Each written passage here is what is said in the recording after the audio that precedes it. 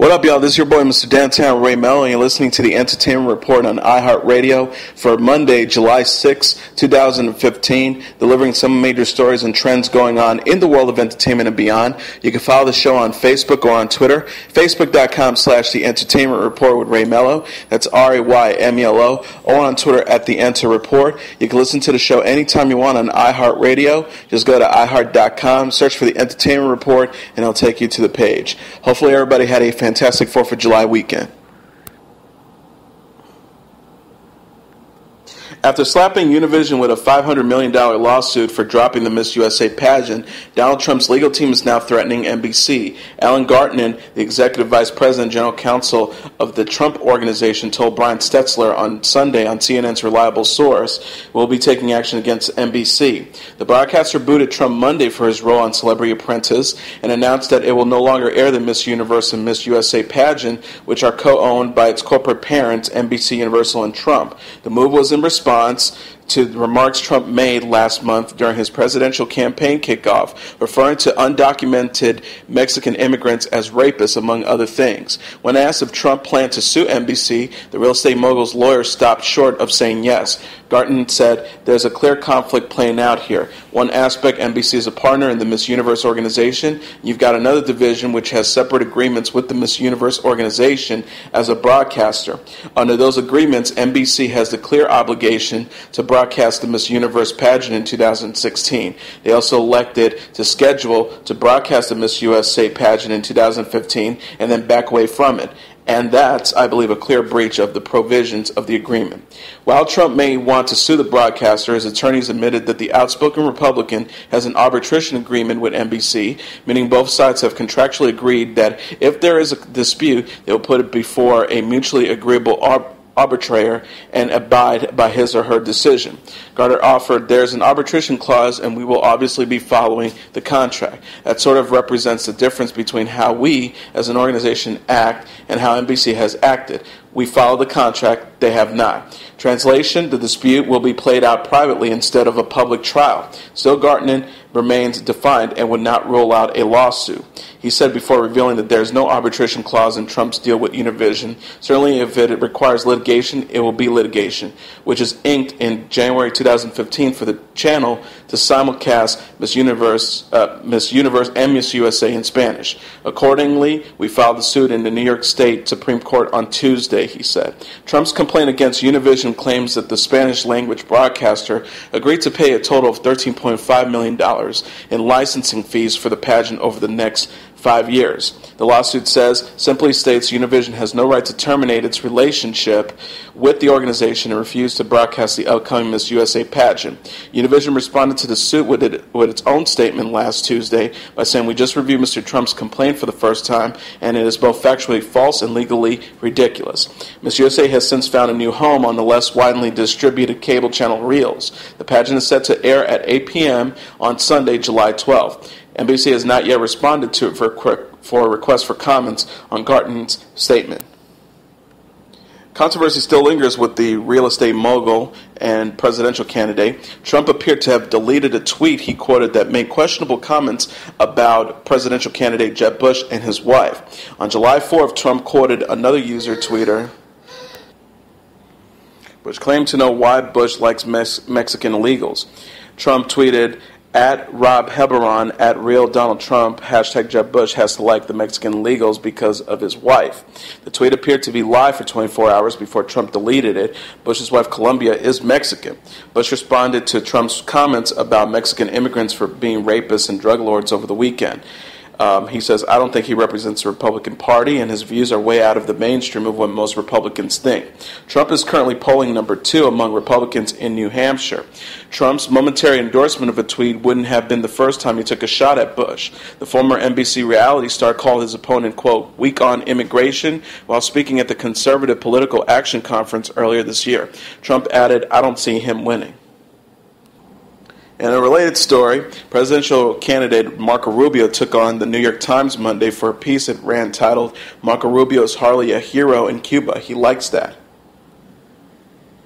The story details Rubio's unpopularity in Cuba, the country his parents were born. It seems the headline was changed at some point, originally dubbed a country his parents were born in, originally published as Little Infinity for Marco Rubio in Cuba despite family roots. Rubio tweeted, "The New York Times followed up traffic tick and luxury speedboat stories with exposure of Castro's regime propaganda on me. Hashtag nice try." Rubio continued, "For the record, I'm proud that Castro's regime feels threatened by us. They fear freedom and democracy." The Rubio piece follows other Time pieces that focus on several speeding tickets he'd gotten, as well as an extravagant purchase of an $80,000 speedboat. Conservatives attacked the Time for perceived bias against Republican candidates like Rubio. The New York Times did not immediately respond to the Rap's request for comment regarding Rubio's comments. The U.S. women's national team are World Cup champions once again, and their 5-2 victory over Japan has set a ratings record in the process. The Fox game scored a 15.2 house rating out of 27 shares in the 56-meter markets measured by Nielsen, a preliminary metric. That is the best ever ratings for a soccer game in the U.S. on a single network. The previously high water mark came from the 1999 Women's World Cup Finals versus China, which earned 13.3 ratings. Sunday night's ratings was up 77% over the 8.6 record recorded by cable channel ESPN for the USA versus Japan's Women's World Cup Final in 2011. Last night's metered market audience peaked at 18.3 out of 31 from 8:45 to 9 p.m. Eastern Standard Time, which included Team USA's winning celebration. The match began at 7 p.m. Eastern Standard Time.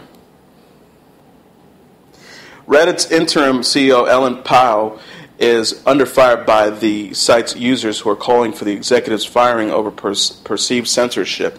An online petition call for Powell's removal has reached over 159,000 signatures at the time of the publishing. The description for the petition states that after Powell became head of the company, Reddit entered into a new age of censorship. Powell faced backlash from Reddit users in June after shutting down 5 subreddits that were deemed abusive under new community rules set by the company. Users vented their anger almost immediately, comparing Powell to a Nazi and calling the move dictatorial.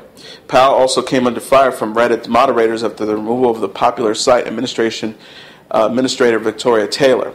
Taylor was responsible for coordinating the site's popular Ask Me Anything series, in which celebrities and pop culture figures answer questions submitted by Reddit users. Powell said during an interview with NPR they should have been told earlier about the transitions, and we should have provided more details on the transition plans. Nevertheless, moderators of several popular subreddits staged a blackout protest locking users out. Likewise, the petition description also states the communication between the Reddit administration team to its subreddit moderators is very lacking and rather unsettling after years of empty promises to the moderators to improve and provide tools to help run subreddits and ultimately Reddit as a whole smoothly.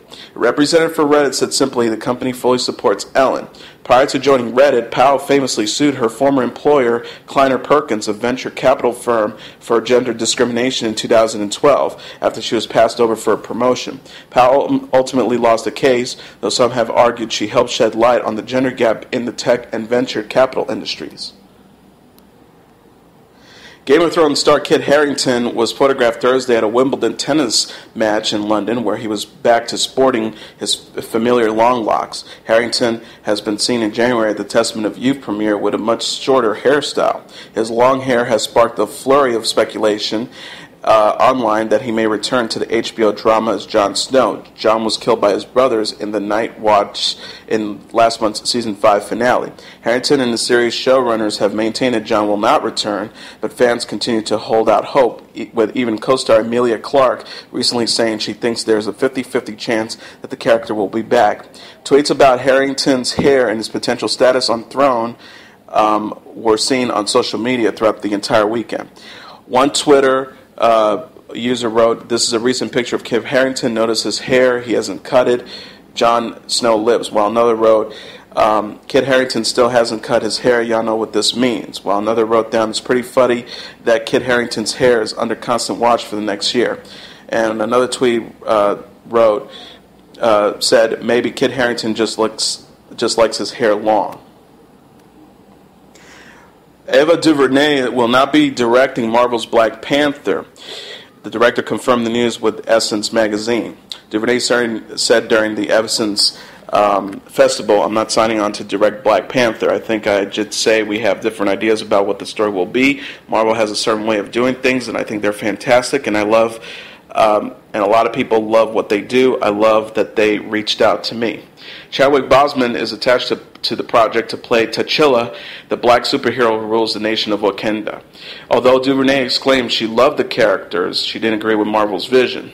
Duvernay said, "I love meeting Chadwick and the writers and all the Marvel execs. In the end, it comes down to story, and we just didn't see eye to eye. Better for me to realize that now than cite creative differences later." Duvernay also cleared the air about her CBS pilot tentatively titled For Justice, which also didn't go through. Duvernay says that the show didn't get picked up because she thinks, quote, they thought it was a little close to real life. I guess I'll declare my independence from this rumor on 4th of July weekend and Essence weekend, expressed Duvernay. NBC has decided not to continue AD The Bible Continues. The series opened to high expectations, but was not an out-of-the-box ratings hit like History Channel's record-setting The Bible. From producers Mark Burnett and Roma Downey, the Universal Television drama is a rare miss for the mega producers and came in a season in which religious-themed fare, including CBS's Dovemakers mini, failed to lure live viewers. For NBC, the AD cancellation comes after a disastrous freshman season in which only Mysteries of Laura will return. The news comes days after NBC axed rookie drama American Odyssey. The Hollywood Reporter confirmed the news, but NBC and Universal Television declined comment. Britney Spears recreated her iconic Oops, I Did It Again album cover post over 4th of July weekend, this time with her sons. Spears captioned the sweet pic on Twitter saying, "The boys and I are doing our best #Oops album cover pose." A look at the fans' tweet that put the original photo next to the new one. And fans of the Britney Twitter account, Britney Lovers, said 15 years later, add Britney Spears, #Oops. This article was originally appeared on Billboard.com over the weekend.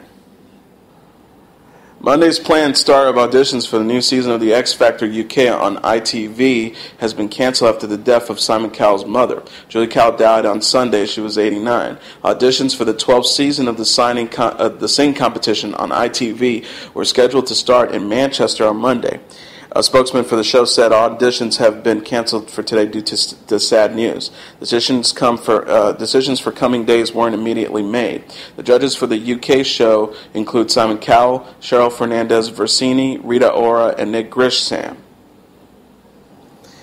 Over the weekend, rock legend Billie Joe married girlfriend Alexis Roderick in a surprise ceremony at the couple's annual July 4th party.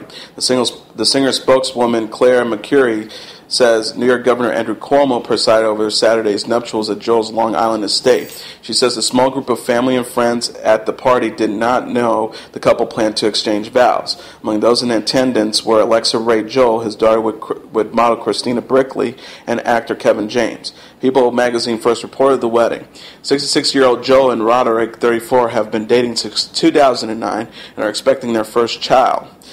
Joel is currently on tour. On Wednesday, he set a record for most performances by a single artist at Madison Square Garden with his 65th show, besting fellow piano player Elton John.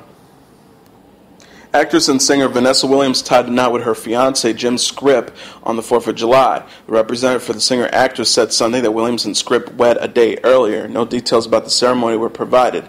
This is the third marriage for Williams, who previously was married to public relations consultant Ramon Hervey II and former Los Angeles Laker Rick Fox. She has 3 children with Hervey and a daughter with Fox. Williams earlier had said she met Scripp, a former accountant, while traveling in Egypt. The 52-year-old Williams, a former Miss America contestant, has released 8 studio albums and received several Emmy nominations for her performance on ABC's Ugly Betty. Foo Fighters frontman Dave Grohl proved once again that the show must go on. Grohl rocked a purple cast on a broken leg he suffered after a stage fall last month and sat on a throne made out of guitars while performing for fans over the weekend. A 10-minute video filmed by a fan in the audience showed Grohl strumming his guitar while giving a play-by-play of the incident, starting from his fall, which he replayed on the stage's monitors, all the way up to his hospital selfie. The video was recorded at the Foo Fighters' 20th anniversary blowout in honor of the release of their first album in 1995. The festival was held Saturday at RFK Stadium in Washington, D.C., and was the first show of the band's Break a Leg North American tour. After his heavy fall during an energetic rendition of Monkey Wrench, Grohl had told the audience, "I think I just broke my leg. I'm going to the hospital. I'm going to fix my leg, and then I'm going to come back." EMTs held his leg in place while Grohl miraculously continued his performance, much to the happiness of the thousands of fans that had come to see the band perform. He had said, "I may not be able to walk or run, but I can still play the guitar and scream." Despite Grohl's miraculous ability to play through pain, the band was forced to cancel shows on June 14th and June 16th. Their tour will continue through November after stops in Los Angeles on September 21st and September 22nd.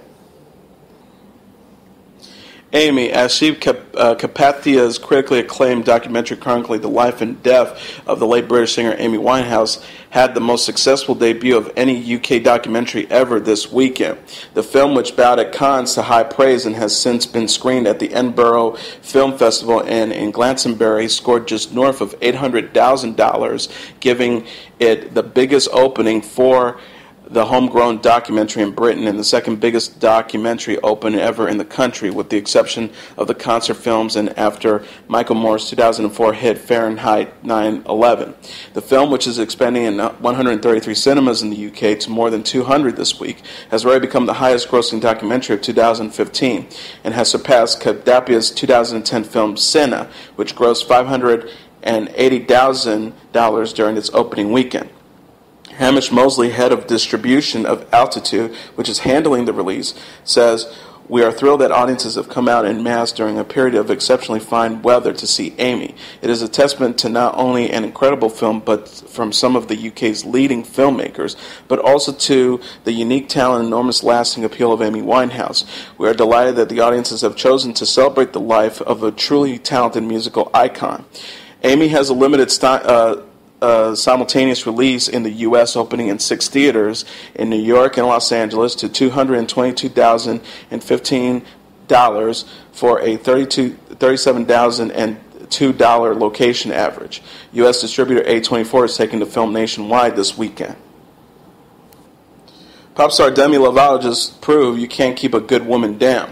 The 22-year-old star slipped and fell Sunday at the KIS FM's Cool for the Summer pool party at the Watermark Tower high-rise in downtown Los Angeles. Pictured from the party shows fans clearly having a good time, but the heart attack singer nearly gave the crowd a heart attack when she slipped, landing flat on her stomach. Things went awry as Lovato, dressed in a colorful swimsuit and matching platform heels, decided to take a plunge in the pool. As she went in for the dive, something went wrong and she came in for a hard landing. Even ever the good sport, the former X Factor judge got right back up and gave it another try, successfully landing in the water. She even tweeted a video of the mishap along with the caption, #NotCoolForTheSummer, #FuckIt. Firework champs Inside Out and Jurassic Park beat new entries Terminator Genesis and Magic Mike 2 to all but tie for the holiday weekend crowns in their third and fourth weekends, respectively. Universal has Jurassic World winning the weekend with $30.9 million for the T-Rex-like domestic total of $558.2 million, the fourth best showing of all time in North America, and eclipsing The Dark Knight, which made $534.9 million. Disney has Inside Out earning $30.1 million for a domestic come of $246.2 million. Rival studios have both films earning closer to $30 million, meaning the final race won't be called until Monday morning. Either way, the duo trounced to the two new entries, both of which opened Wednesday, and did notably less business than expected. It's never good when the 4th of July falls on a Saturday, but overall revenue for the weekend was still up narrowly over last year, or by more than 3%. Terminator Genesis, which never expected Jurassic World to be so strong, placed number 3 with an estimated weekend gross of $28.7 million for a 5-day debut of $44.1 million, a poor start that threatens to the revival of the storied franchise. The other 2 installments are already dated. In terms of the Wednesday-Sunday stretch, Inside Out is the clear winner with $45.3 million. Jurassic World took in $43.8 million, meaning Genesis is number 2 if estimate holds. Coming in at number 4 was Magic Mike 2 with a $12 million weekend and 5-day debut of $27.1 million compared to the $39.1 million opening of Magic Mike. The sequel plays almost entirely to females who made up 96% of the audiences, an unheard of number and compared to 73% females from the first film. Genesis clearly has far more at stake considering its $155 million production budget. Paramount and David Ellison Skydance partnered on the film, which had hoped to at least hit $55 million in its North American launch. Instead, it's been hampered by poor reviews and a B-plus cinema score, although the movie did pick up somewhat of a long holiday war. Rounding out the top 5 was Ted 2, another R-rated comedy sequel that has underwhelmed since debuting last week. The film tumbled a steep 67% to $11 million for a domestic total of $58.3 million. At number 6 was Max, which made $7 million. Number 7 was the Melissa McCarthy comedy Spy, which made $5.5 million. Number 8 was The Rock San Andreas, which made $3 million. Number 9, Me and Earl and the Dying Girl, made $1.3 million. And at number 10 for the weekend box office, it was Dope, which made $1 million. And now let's look back at what happened on this date in entertainment history. On this date in 1971, Louis Armstrong, one of the most influential musicians of the 20th century, dies in New York at the age of 71. A world-renowned jazz trumpeter and vocalist, he pioneered jazz improvisation and the style known as swing. His band, Hot 7, recorded some of the seminal pieces in the history of jazz, including Savoy Blues, Potato Head Blues, and West End Blues. In these recordings, Armstrong abandoned the collective improvisation of New Orleans-style jazz and placed the emphasis on individual soloists.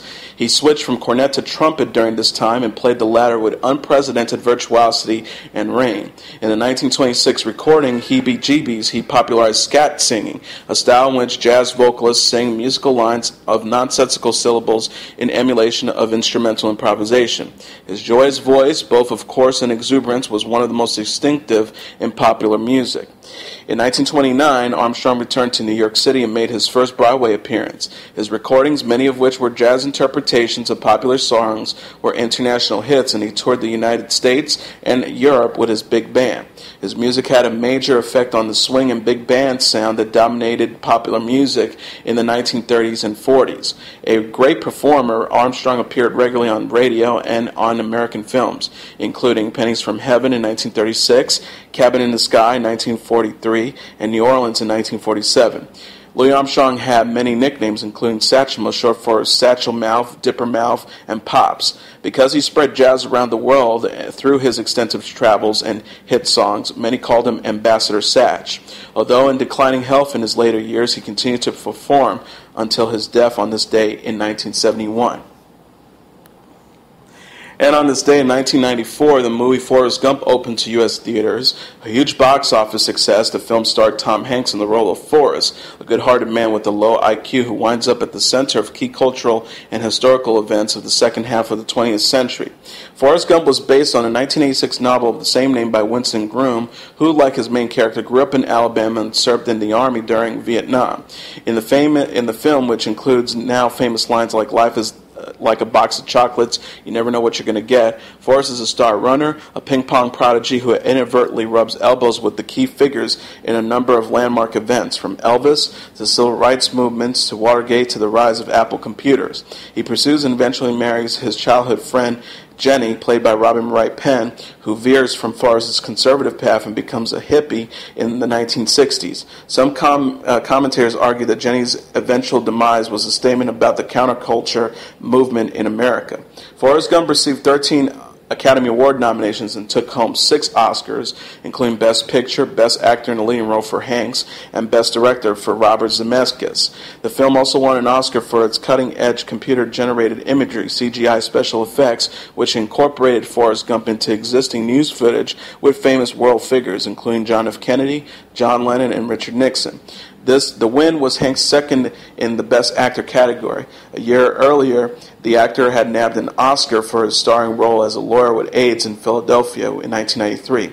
With Forrest Gump, Hanks became the only second actor after Spencer Tracy to win back-to-back Oscars. In addition to his Oscar wins, he was nominated for an Academy Award in the Best Actor category for his performances in Big in 1988, Saving Private Ryan in 1998, and Castaway in 2000.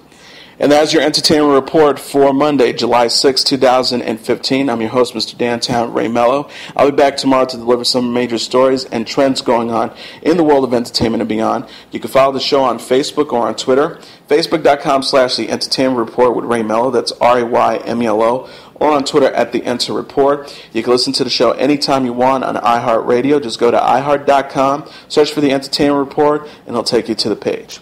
Good night, and God bless you all.